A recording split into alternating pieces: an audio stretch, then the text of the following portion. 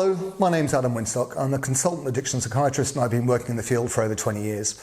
And I just want to talk to you a little bit today around the interactions between cannabis and Covid-19.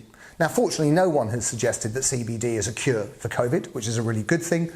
But what I do want to do is think about some of the other things that might make people who smoke cannabis more vulnerable to contracting Covid-19. Now, I know that there's been some literature in the press recently that has spoken about the protective effects of nicotine in contracting COVID. I mean, I think it's too early to be certain about that, but either way, smoking tobacco, if you use cannabis, simply isn't necessary. So the majority of the world, unfortunately, still combines cannabis but tobacco in joints. If you're someone who does that, then what I would suggest is get yourself a vape device or make yourself some sort of edible. But if you can't give up smoking joints, then at least remove the tobacco. And if you think that nicotine might be protective, get yourself an e-cigarette or get yourself a patch.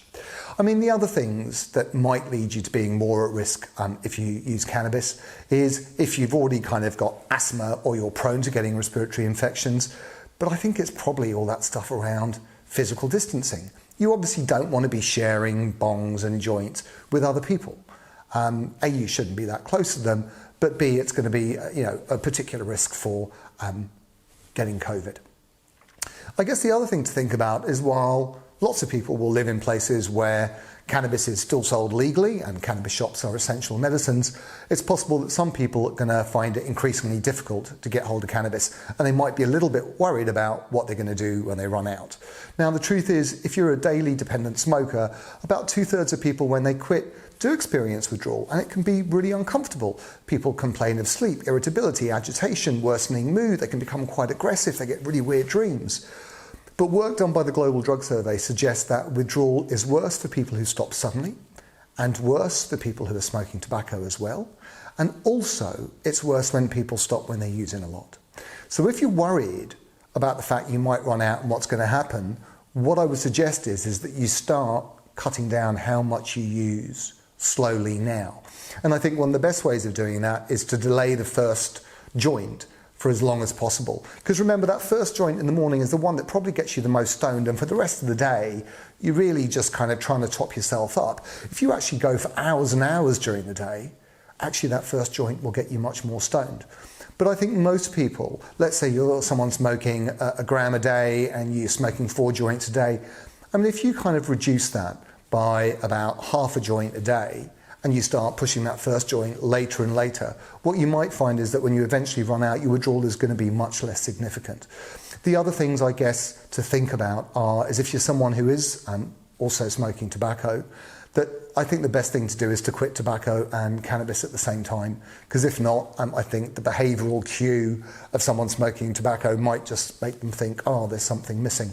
So I think maybe get yourself a nicotine patch or nicotine replacement if you're also dependent on nicotine.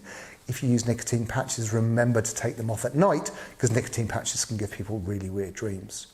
The other really important thing is caffeine. Caffeine-containing drinks, which lots of people who smoke a lot will use maybe to offset some of the sedating effects of cannabis, are going to make cannabis withdrawal worse. Why? Because one of the biggest problems of cannabis withdrawal is insomnia and irritability and agitation. And too much caffeine just kind of makes that worse. And interestingly, if you are someone who actually smokes joints with tobacco, tobacco basically breaks down caffeine very quickly. And so when you stop smoking, your caffeine levels actually increase. So actually avoiding caffeinated drinks while you're detoxing from anything is actually a really good thing. And if you can't go through a whole day without caffeine, then what I would say is that don't have any caffeine-containing drinks after about 2 o'clock in the afternoon. That's really going to help. Because sleep is such an issue, I think some people will be tempted to try and medicate sleep. Using alcohol isn't really fantastic for that because it just gives you abnormal sleep architecture. Some people might be tempted to use other things that are prescribed to help you sleep. And if these are prescribed by a doctor, I think taking these for 2 or 3 days can help, but I certainly wouldn't be taking them for more than 4 or 5 days, because one of the really important things that your body needs to go through when you're withdrawing from a drug is a return to kind of normal sleep. And in fact, virtually every single drug that is prescribed to help sleep gives you abnormal sleep architecture, and what you want is for your sleep to return to normal as quickly as possible. The final thing is that if you're living with other people, you might want to let them know that you're either cutting down or you're about to run out, just so they can give you a bit of space, because some people can become really quite irritable when they're not smoking. And then the rest of the stuff is just common sense. Keep up a good diet, make sure you've got some things around to try and occupy yourself, and if you're allowed out, try and get a bit of exercise. Giving yourself a break from using cannabis for many people can be a really enlightening experience. Lots of people suddenly find that they actually feel a bit brighter and they've got more energy, and that's a fantastic thing. And I guess the other final bit is that for what the world is going through at the moment, I understand that a drug like cannabis might be a really useful way of getting through some of the boredom and anxiety that people experience. What I would say is that it should form part of the way that you cope with everything that's going on and your changes. It shouldn't be the sole thing. And I think one of the problems with being someone who uses cannabis all the time is it kind of becomes your go-to crutch for just about everything. And of course, it takes time away from you. And a lot of people have got time, so I understand the appeal. But actually, there's a whole bunch of other things that you could be doing with the time that you've got. My personal favourite is baking. Sourdough, bagels, French bread, soda bread. It's incredibly therapeutic, and if you need to hit something, you can punch the dough. So look, stay safe, give yourself a break, cut down slowly, leave tobacco on the side, and look after yourself. Bye. And so the question that you chose to ask, will it be better where we're going?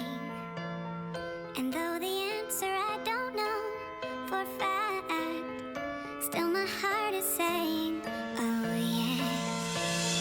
Still just taking it one day at a time. Still don't know what I'm trying to find. Really I don't mind, cause I'll be fine. Yeah, I'll be fine. Yeah. No longer focused on yesterday, and I don't care, the rest will say whatever they want. What's left to say? What's left to say? Cause I'm leaving all the pain today, meaning what I'm trying to say, believing I can find a way. Hey, and I'm dreaming, no need to show me how the reason you can't slow me down, season the moment only now.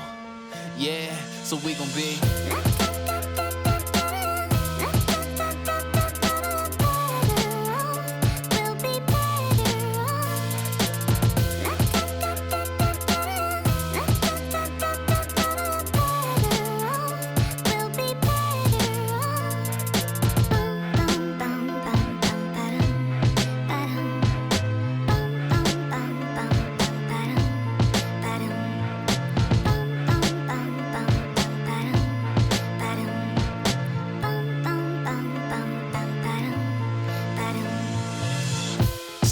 not sure about what I'll be. Still can't believe everything I see. If I'm gonna stay down, well, it's up to me. It's up to me.